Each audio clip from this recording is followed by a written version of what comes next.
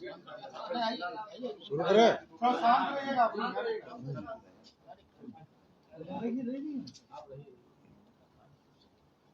देखिए, अत्यंत ही दुर्भाग्यपूर्ण के साथ सूचना देना पड़ रहा है कि भारतीय जनता पार्टी का प्रदेश कार्य समिति की बैठक हम लोगों की होनी थी कल 20 तारीख को, और बिहार सरकार के द्वारा ऊर्जा विभाग के ऑडिटोरियम हॉल को हम लोगों ने बुक कराया था, पैसा दे के बुक कराया था, फ्री में नहीं लिया था। लेकिन नीतीश कुमार की सरकार भारतीय जनता पार्टी से इतनी डरी हुई है कि अब भाजपा को कार्यक्रम भी नहीं करने देने चाहती है, और भाजपा के किसी भी संगठन की बैठक को नहीं होने देने के लिए इतने नीचे स्तर पर नीतीश बाबू आप गिरेंगे, ये हम लोगों ने कभी सोचा भी नहीं था। ये अत्यंत ही दुर्भाग्यपूर्ण है कि भारतीय जनता पार्टी के प्रदेश कार्य समिति की बैठक को इस तरह डिस्टर्ब करने का प्रयास किया गया, जो अपने आप में लोकतंत्र की हत्या है। हम दूसरे जगह कार्यक्रम करेंगे, लेकिन नीतीश बाबू से ये उम्मीद नहीं थी कि इस तरह के गलत स्टेप भी सरकार के द्वारा लिए जाएंगे। क्या कारण दिया गया है कैंसिल करने का? कुछ रीजन दिया गया? देखिए, साफ तौर पर जब हम लोगों ने बुक कराया, वहां हमारा समय फिक्स हो गया। यदि किसी भी कारण से उनको रद्द करना था तो उसी दिन अलाउट नहीं करते, हम दूसरे विकल्प पे जाते।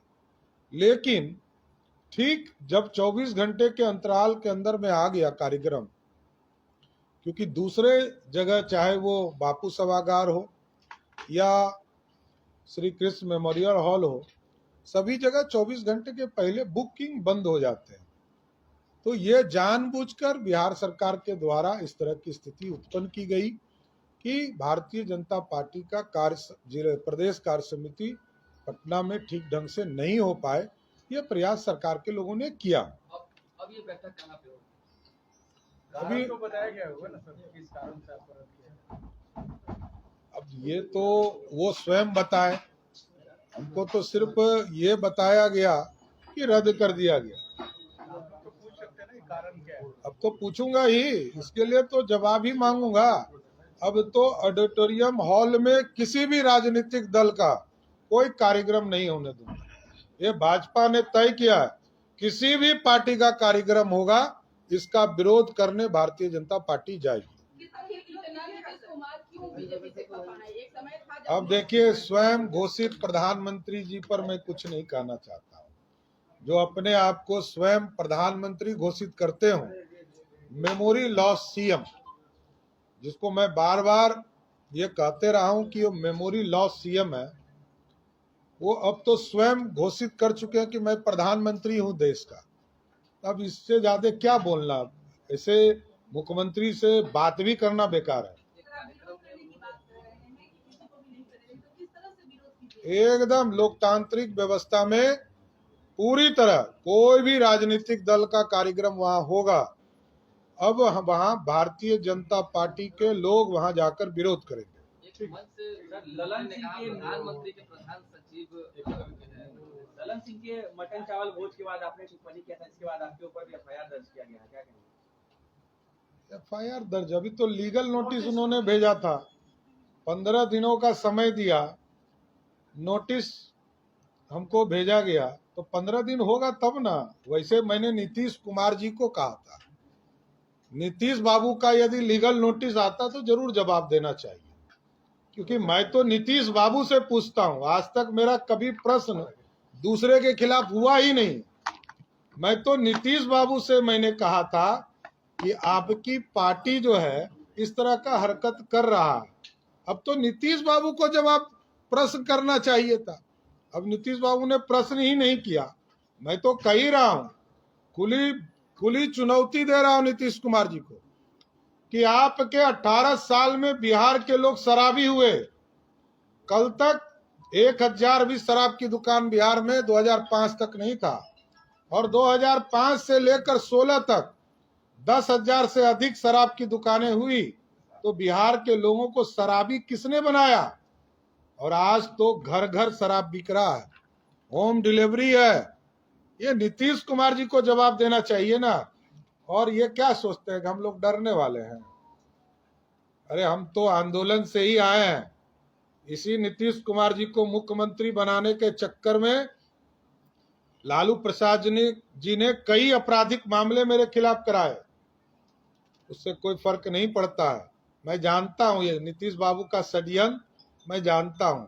यही फंसाते हैं बिहार में, यही फंसाते हैं। नीतीश कुमार जी ही सबसे बड़े फंसाने वाले तंत्र के मालिक बैठे हैं। तेजस्वी यादव ने कहा है कर्नाटक हारने के बाद भाजपा को अब बिहार हारने का डर सताने लगा। देखिए, अब राजनीतिक तौर पर कोई यदि राजनीतिक तौर पर कोई काम कर रहा हो तो बात कीजिए। पिछले 8-10 महीने से तो मैं नहीं जानता हूं कि तेजस्वी यादव बिहार की राजनीति में भी हैं।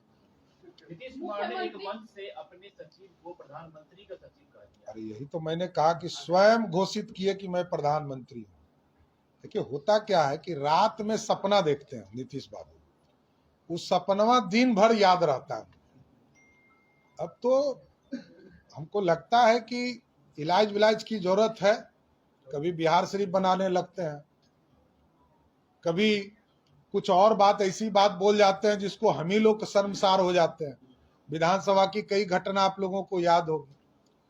तो अब वो क्या क्या बोलते हैं वही जाने। नीतीश कुमार जी ने बिहार को बर्बाद किया, ये मैं जानता हूँ। सर, पटना के कोतवाली थाना में आपके खिलाफ एफआईआर दर्ज हो गया। अरे जिसने एफआईआर मेरे खिलाफ कराया उनसे ये पूछिए कि उन्हीं को शराब के मामले में अभियुक्त बनकर जेल जाना पड़ा।